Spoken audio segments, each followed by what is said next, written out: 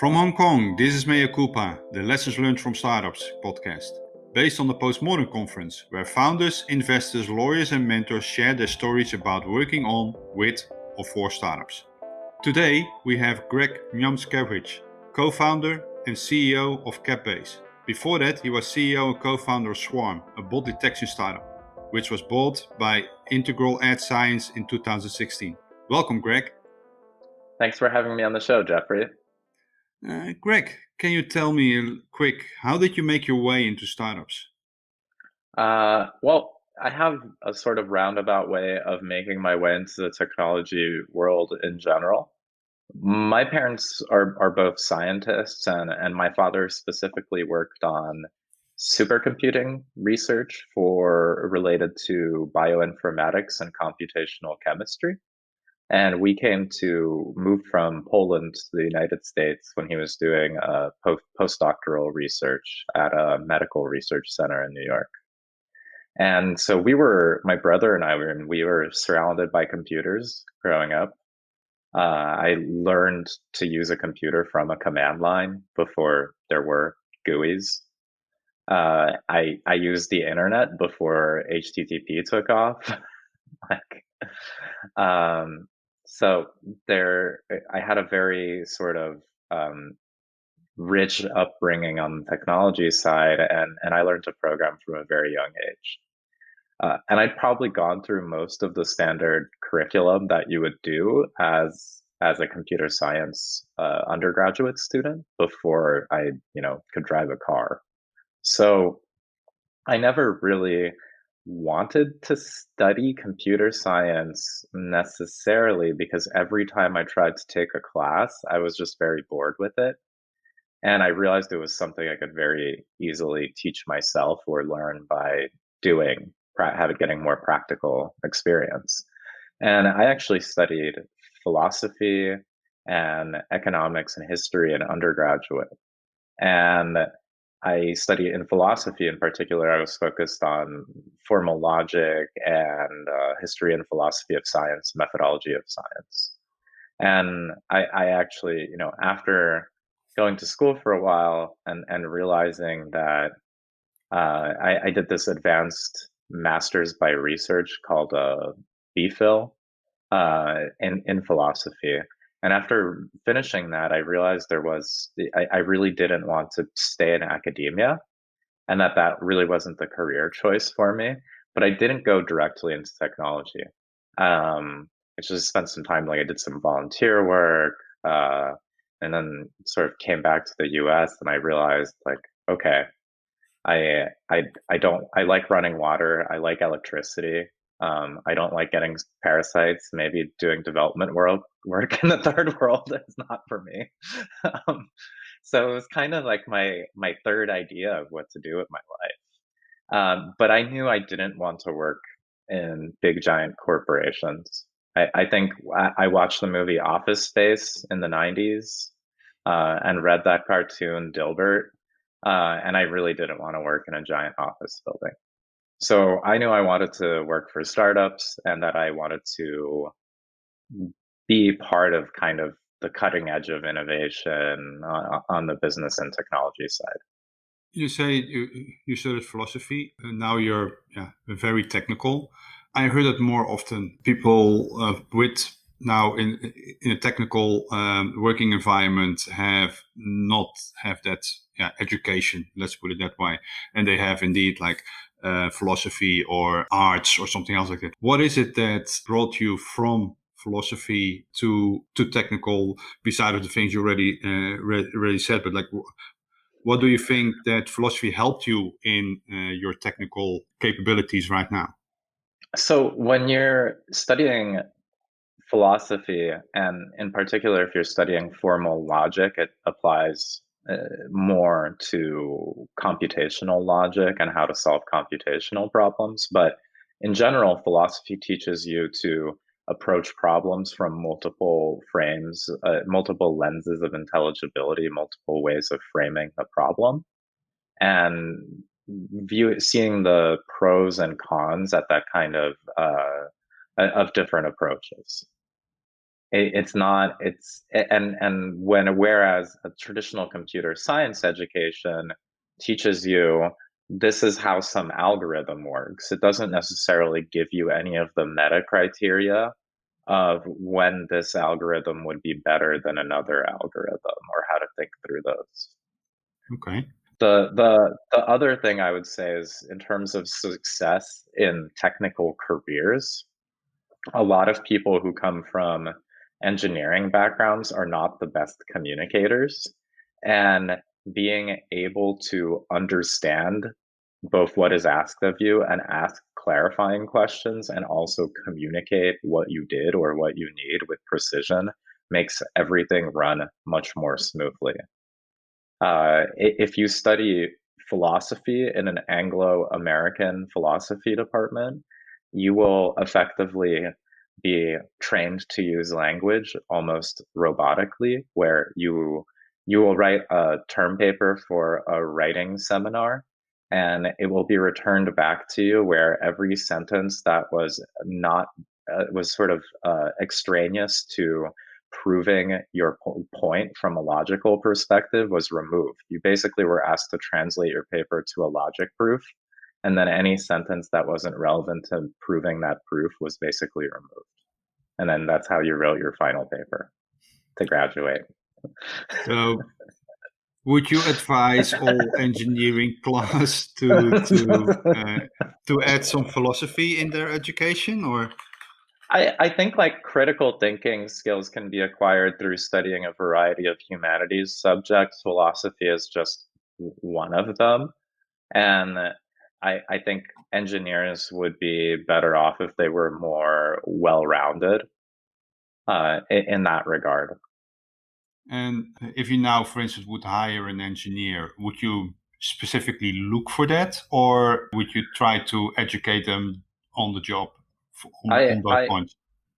I mean, we don't necessarily make having a computer science degree or something like that a requirement for working for CapBase. And when I'm recruiting, I've had one of my the first time I was had a bunch of direct reports, my best employee was the guy who had gone to like community college and then dropped out and then taught himself programming while like living in the desert.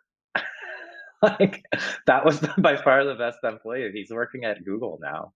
It's like a senior staff engineer. And then the and then I had this other employees that, one of them was like a recent Stanford grad who was super he thought very, very highly of himself, but he did really poor work. So but then I also had a grad from Cal Berkeley who was really great, and also like a really good employee. So it's sometimes you get people who have been, go through a computer science program, but they're not really good at problem solving necessarily. They just were capable of doing the exercises in their classes to get decent grades and graduate. Okay. And I see that you were in different product roles after graduation, senior product engineer and director of product. But then you started your first startup. How did you prepare yourself for that? Did you like save up, made some little runway for yourself, and then started, or you were doing on the side a little side project, and at one point an investor came along and said like, "Hey, this is nice. You should do this full time." How did that came about? For a while, me and my co-founder were neglecting our day jobs and also neglecting our health and sleep schedules while continuing with our full-time jobs for a while. And because we were working all the time and not going out or not traveling, right, for like 8 months, we saved a decent amount of money. By the time we went to selling the company, when we hit that point, uh, it was basically I was pretty much out of cash. I was basically putting everything on a credit card so I could just pay rent with whatever cash was left in my bank account. Like we were break even profitable with the handful of customers we had, by the end of it, but we could pay our contractor and pay our AWS bills. That was about all we had money for. And we barely raised any money. I think we raised like 70 or $90,000 for the company from investors. We never paid ourselves anything. We just reimbursed ourselves for expenses. Does that mean that the company was sold out of necessity because it wasn't viable, or was the company sold because somebody came along and said, "I find this very interesting," and they just gave you a big bag of money and said, "Yes, let's do it for this"? Variety of reasons. The first one was that sales was a hugely uphill battle for us. So we developed really highly accurate bot detection software. It was completely real time. Like we knew if the user was a bot in a few hundred milliseconds, as opposed to other software which requires aggregated data over time to identify what is or is not a bot, like some sort of historical picture of a traffic on an IP address. We didn't really require any training. And also our software was completely passive.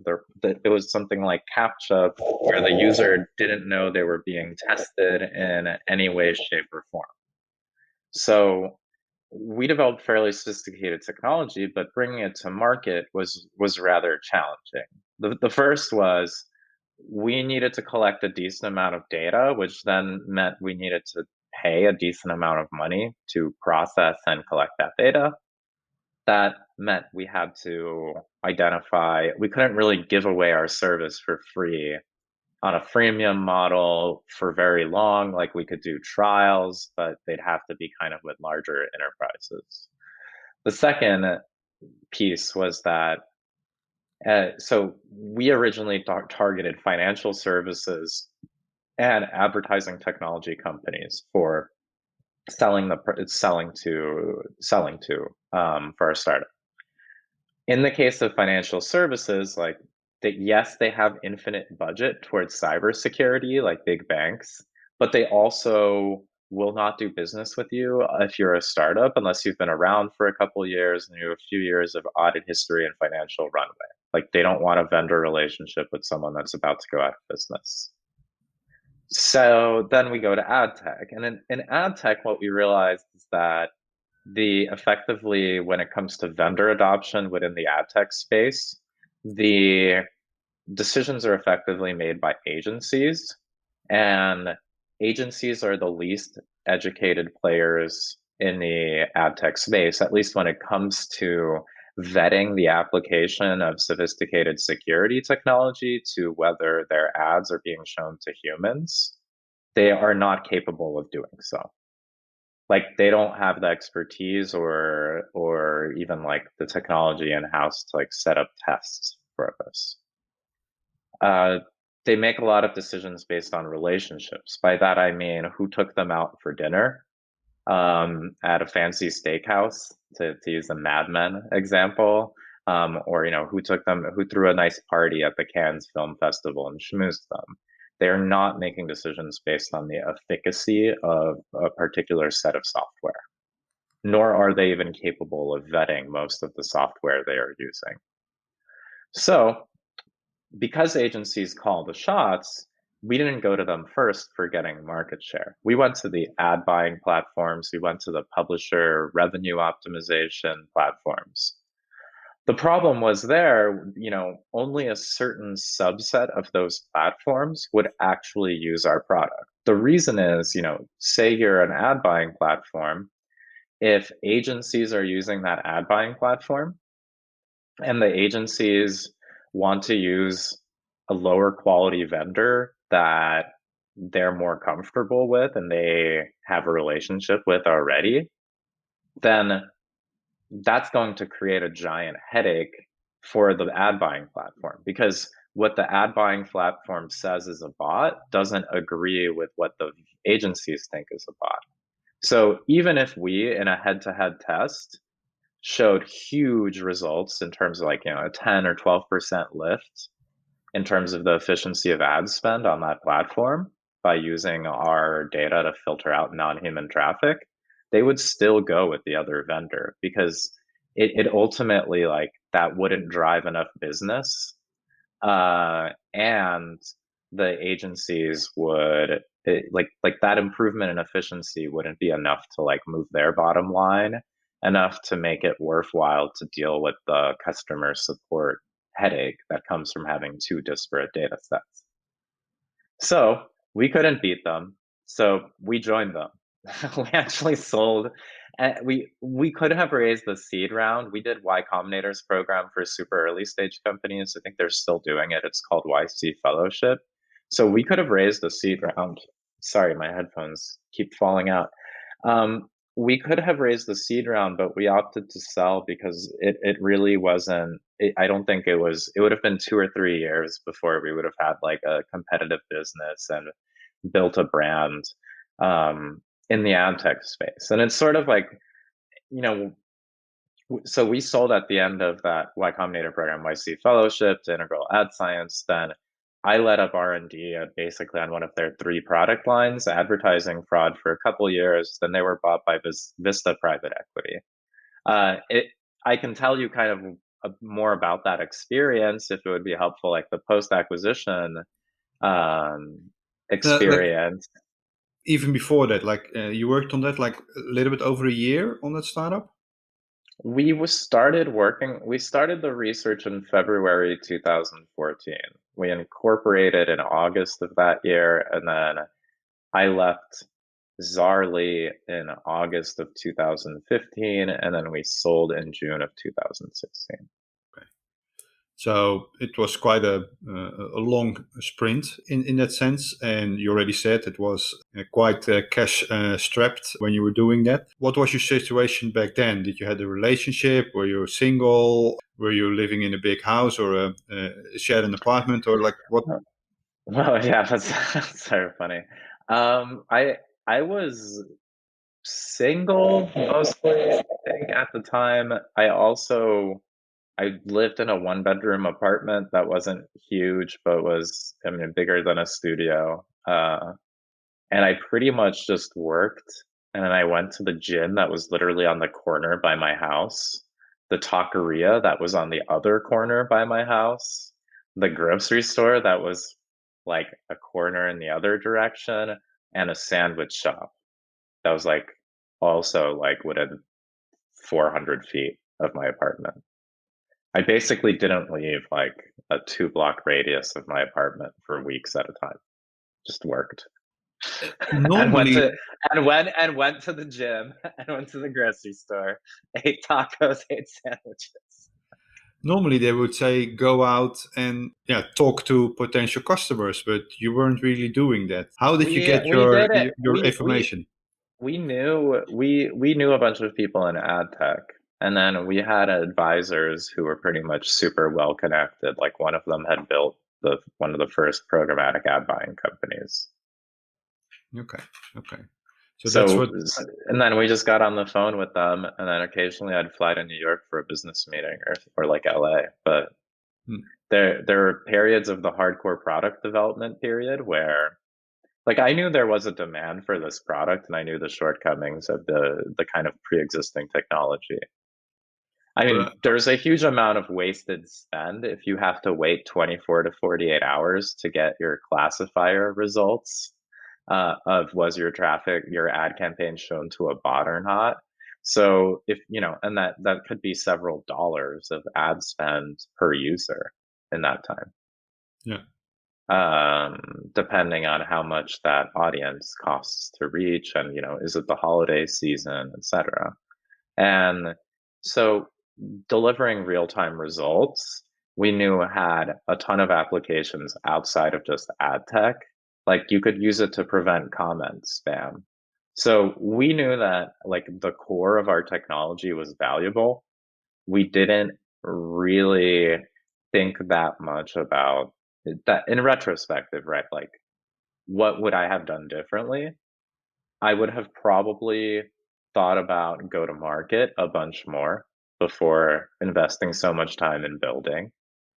I would have also gotten a third co-founder who only did business development and sales. Because if you're selling to large enterprises and not like even selling to small startups is way easier than selling into large enterprises. Correct. I have no idea how to do that still. Hmm. I've I kind of do because at Integral Ad Science I was like involved in a lot of customer education after the acquisition. But I still am not like a pro at it. I wouldn't hire me as being a sales, even a junior sales bro at a company. Okay, that was, of course, your very first startup, your own baby. You had a co-founder for that. Like, what at the point that you made the decision to sell that, and then at that point become an employee at the acquiring company? What did that personal to you? Because it's your baby, right? And then, of course, that product is being integrated in something bigger. Did that motivate you, or did that say like, hey, like it's now being diluted in a bigger organization? I saw at first I was hopeful the opportunity that the product would have wider reach and that with additional investment of resources, the product would become better. That's not what actually happened, but that was my hope. Okay, what actually happened? Well, so when we were getting acquired, I mean, we were told basically by the chief product officer and the head of corp dev that we would integrate the product, then we would get a team to kind of work on sort of implementing some of the research we had already done to make it even better, like the research we didn't have time to sort of productionize. What happened in practice is that the organization had some pre-existing bot detection technology. The business side and product side of the organization got feedback from customers that that wasn't sufficient. Like it was good, it was okay, but it wasn't good enough. And that was what was motivating the purchase. Now, the actual data science team that had developed the pre-existing technology wasn't really keen on doing the acquisition. And what happened after the acquisition is they had me and my co-founder report into that team, which effectively somewhat sabotaged the full integration of that technology. The other thing we discovered after the acquisition was that that organization had a ton of technical debt, that they hadn't really practiced good engineering hygiene over the years, let's say, that they'd also churned through several CTOs. So there was no good technical leadership, and there were a lot of silos where one system was kind of a blocker to anyone deploying anything efficiently. And if you finished a piece of code and you wanted to get it deployed, it would potentially take weeks. So all of the engineers were fundamentally demotivated. There was no feedback loop between it. I did my job, and that translated into a customer being happy, or I got to see it go live right away. And that feedback loop didn't exist. Hmm. Okay. So that was that result, that sort of institutional rot within the company made it so that every single piece of the integration after the acquisition was really painful. And a lot of decisions that you would expect would be very simple were very political because it was a large organization. By simple, I mean like the decisions were rational from a cost basis and didn't involve too much time investment or anything like that. And at that point, you did that for 2 or 3 years.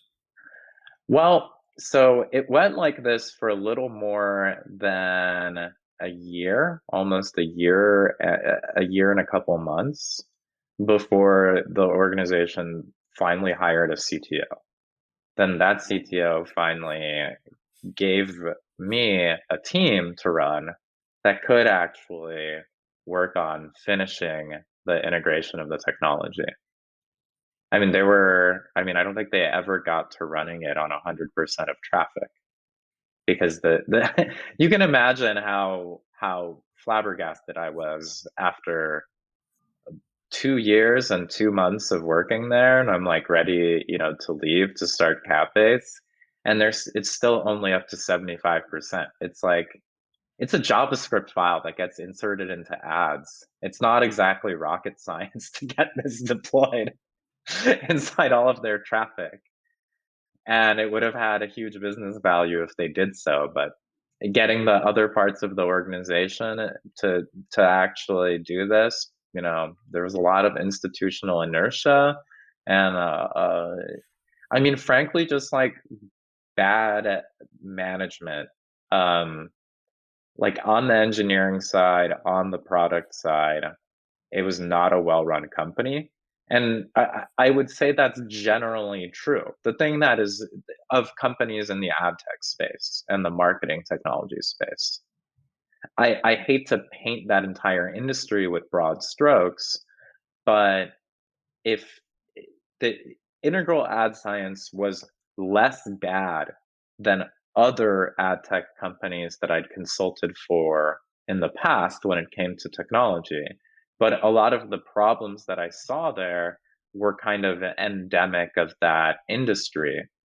Um, and it was really demoralizing to work there, especially going from being an entrepreneur who does a lot and ships a lot of code, talks to customers, gets a lot done, and feels satisfied by getting things done and moving the needle, constantly being in meetings and constantly having to argue for just doing really basic, sort of standard best practices things, like encountering resistance to that.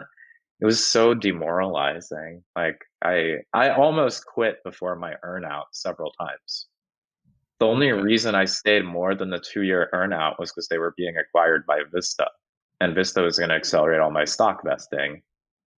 So I decided to stay, but that last 2 months I was just completely checked out, and like I mean, I almost like one time it's like not things I like, am proud to admit to, but that job was so frustrating at times. Like, I think one time I just like was in a conference call and just couldn't, I was just like I almost like threw my computer off my balcony. This is just so frustrating. Like, that's, So that frustration at that point, and I can totally understand that. And thank you for the detailed description of that. So basically, that bad management, that frustration, drove you into doing a new startup. How did you find that product idea or that problem to solve? Like, how did you get on that one? well, a lot of companies are really bad at record keeping on the contractual and financial side, and a lot of the software that exists for managing these things is effectively point solutions that where data has to be manually entered or re-entered between different systems. Like there are point solutions for incorporating a company, there are point solutions for signing contracts, there are point solutions for tracking your cap table, there are point solutions for sending contracts with sending documents with secure access management and like access logs. There are point solutions for um, just storing and organizing contracts. Like someone might use something like ad hoc, like Dropbox or Google Drive, but they might use Ironclad. But none of these systems play nicely together. Like, let's say you're hiring an employee and giving them stock options. In a mature company, that process involves first like a attorney drafting an offer letter with the correct equity language or the template that's getting used and filled out with the share counts. That gets then handed off as a PDF, right? Like none of the variables are preserved or anything. It just gets handed off as a PDF for signing to the hiring manager. The hiring manager throws it into DocuSign for the candidate to sign. Then it ends up in their email inbox. And unless they manually move it to the right place, effectively that contract is lost by the time due diligence rolls around 2 years later. Then there's several other contract processes here, like the board approval of the share grant, the actual stock option award or restricted share award agreement, and then purchase agreements because the employee might be buying shares as the shares vest. And Yeah. then there are also transactions to be processed, right? And then all of the same information for this employee share grant has to manually be entered into cap table software. The employee's address and name and contact info that goes into the contracts also has to be entered into payroll, corporate credit card, insurance, all of these other services. So there's a lot of manual and data entry and re-entry. And it's frankly like in most early stage companies, the reason this all of this is super messed up and the reason they pay, $50,000 or more sometimes to clean up their document room just before they're going through doing corporate housekeeping, basically before they go through due diligence for the first time, is because they don't have an HR manager, they don't have a lawyer in house, and they don't have a CFO, and it's one or two of the founders doing everything themselves and usually messing things up. Like I've seen this firsthand as an employee of companies. I've seen this as an advisor at companies, as an angel investor, as a founder myself. Of course, you've seen that, but did that, like, I also advise companies. I also am an angel investor in some companies, and I also see that going wrong. But does that really give me the insights on where specifically that goes wrong? So, I talk. I for mean, you, I talk to hundreds of founders. I also talk to lawyers. I talk to investment bankers who broker the sales of growth stage companies. It was my own experience plus the synthesis of talking to uh, founders. and did you talk to those founders with this idea in mind to validate it, or did you just have coffee with them unrelated to this, and then this topic came up? Like, how did you do your I discovery there? My discovery was deliberate and related to this, but it was really just around the experience that founders had maintaining records for their company and working with lawyers. What I discovered is that the first time people found a company, most of them don't have access to lawyers. I'd say that like value add lawyers, most of them you can find it like a business lawyer. Let's say it's in the US and I don't know, it's Yale grads, and someone points them to a business lawyer in Connecticut. Like that business lawyer might know a lot about business law, but they know nothing about startups, right? Yes. And so really like outside of boutiques run by people who worked in corporate law, startup corporate law shops, big firms, I mean, besides the boutiques, pretty much everyone, like all of the expertise is contained in like 10 to 12 in the US, in 10 to 12 big startup law firms. And gaining access to that network, it's a gated network. Like you have to have an intro from another investor or advisor. The law firms, you basically have to pitch the partner to take you on as a client because early stage clients don't make any money for the law firm. They only make money post Series A. They're just opportunistically establishing the relationship early so that you automatically go to them when you have a Series A.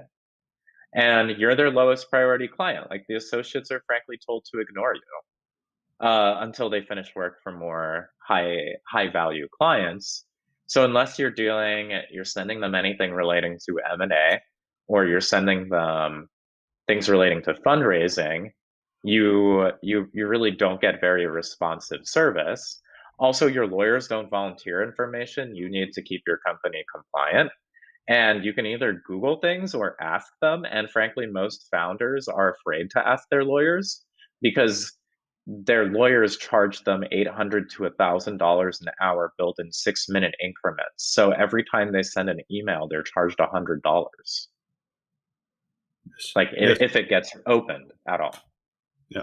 No, So, so that's correct indeed. it's a broken service model, if you ask me. And I mean, fundamentally also the other thing is that lawyers charge everything on a high value service pricing model. What they really should be doing is doing a mix of technology and services where they are building technology in house. Some law firms might be sophisticated enough to do that, but most are not. And they're also fundamentally risk averse. The legal industry and especially the more senior law partners, and they're rent-seeking in economic behavior. They're not innovators in nature. They would rather keep doing the same thing and keep charging money for it, as opposed to making themselves obsolete by building something that is more valuable than them as a service provider. Hmm. So in terms of that industry, like it's like, well, lawyers, I talk to lawyers and they recognize that like 75, 80, 85% of the work they're doing for early stage companies could be done with software, but lawyers weren't going to build that software. So They're in quite protective that's of their that's own check. right. And so that's how we embarked on this project. Because I mean, frankly, if you think about it, almost everything that you're doing in an early stage company, that is the documents and contracts for that are 100% templatized. Yeah. And they're usually customizable along 5 to 10 parameters, not anymore. It's not like rocket science, and it's like a checklist of, do you want this or do you not want this? Like, why would you want this? Why wouldn't you want this? And setting up this new company, you talked earlier before that you, at your previous company, you would have hired or would have gotten a third co-founder that does business development. Did you do that in this occasion? Did you have And like 3 co-founders now, or like how no, did your team yeah, looks like? we originally had a third co-founder who was a lawyer, but he left like very quickly, or left the project like a month in, because he decided to do his own company. And I don't know, I guess he had second thoughts or whatever. So we originally had a third co-founder who was a lawyer, partially with the hope that he would help us potentially sell into law firms or through venture funds, because he'd also been a lawyer for venture funds.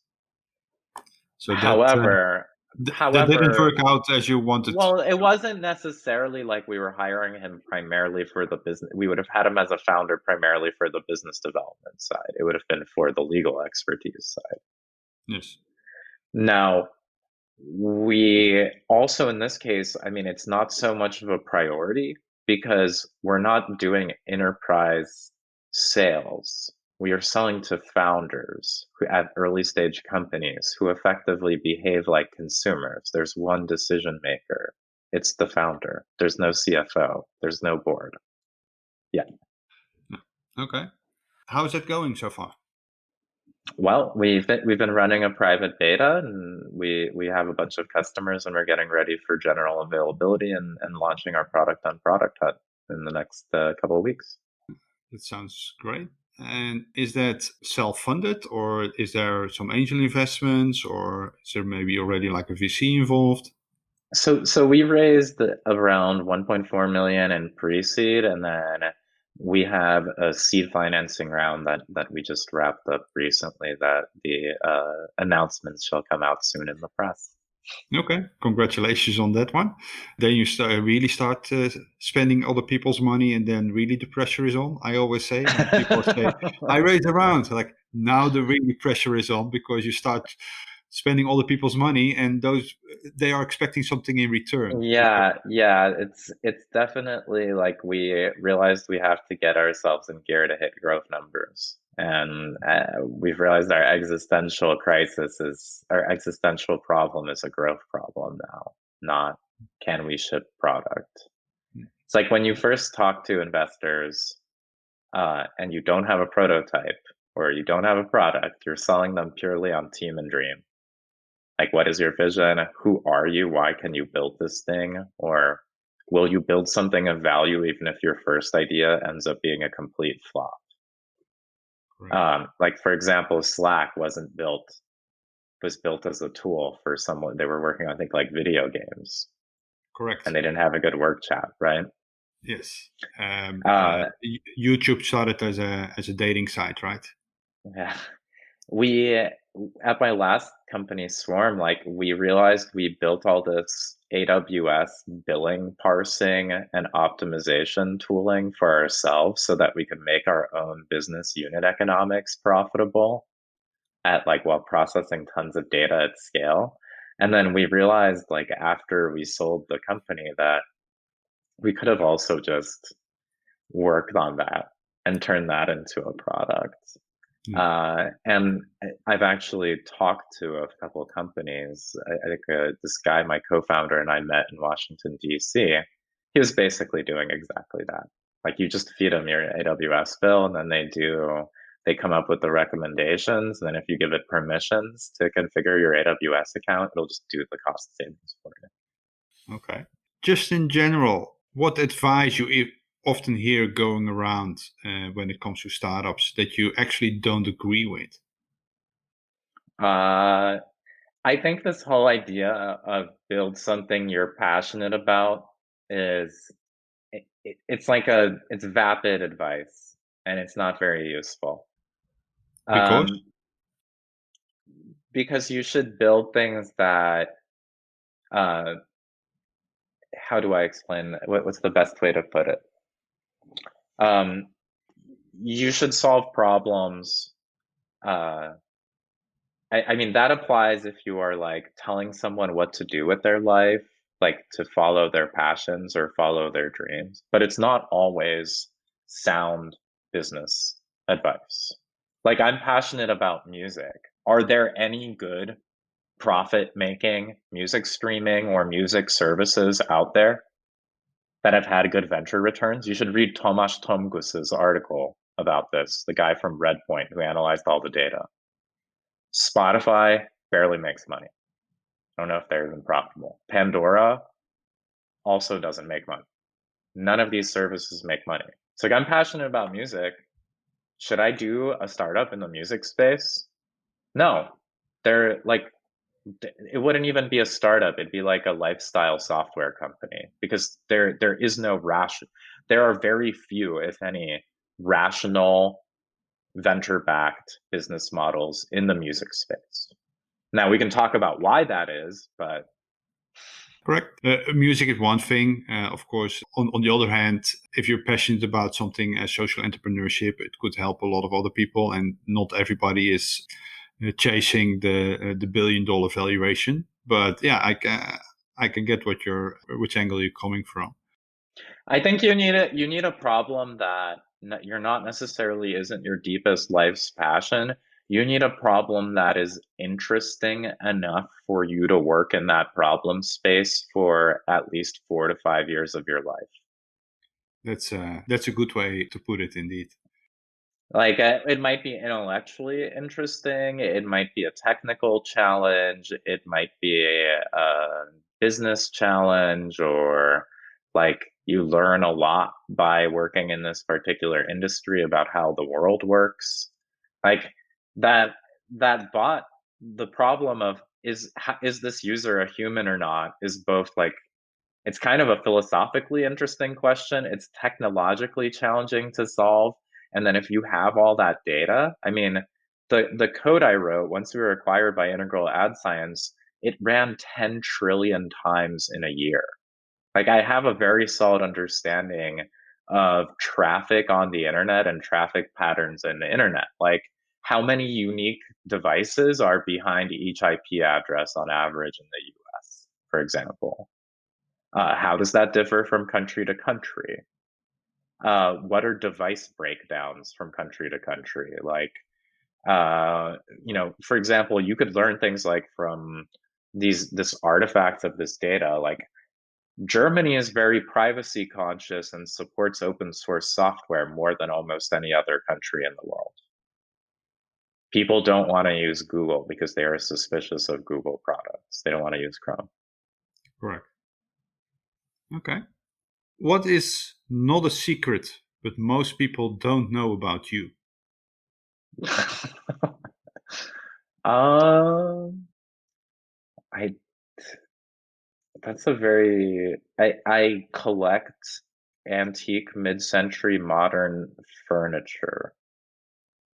I have It's indeed a I not have not something a standard, right?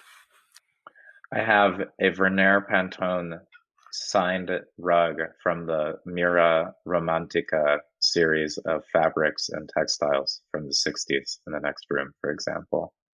I've been kind of collecting things for a very long time. Like I kind of, if I had told teenage me what to do, it would have been to go and study industrial design. Because while I like building software, I think building physical things would even give me more satisfaction. So now I just admire the objects in books, and then I did the hunting on like eBay or Craigslist, like estate sales, to find kind of old vintage pieces, find them for cheap. Maybe they weren't in perfect condition, so I would sand them, refinish them. I'd have it in my apartment for like a year or two. I'd get sick of it. I'd sell it for like 4 times what I paid for it, and then find something to replace it. And I did this with rugs until I have the rug that I think is the final rug. Like I don't need any other rugs. This is the best rug for me. It's beautiful. I can admire it. I can stop thinking about the problem of rugs. The final rug. Sounds like a band name, right? Yeah. Ultimate carpet. Ultimate Carpet, the ultimate band name. Okay.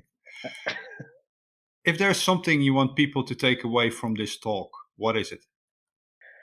Well, when you're going to start a company, you should think about what your actual exit horizons are, and you should think about what you want and what stage of life you're at, and have that conversation earnestly with your co-founders and business partners. Because I've worked for lots of startups over the years. I've seen co-founder disputes with people leaving.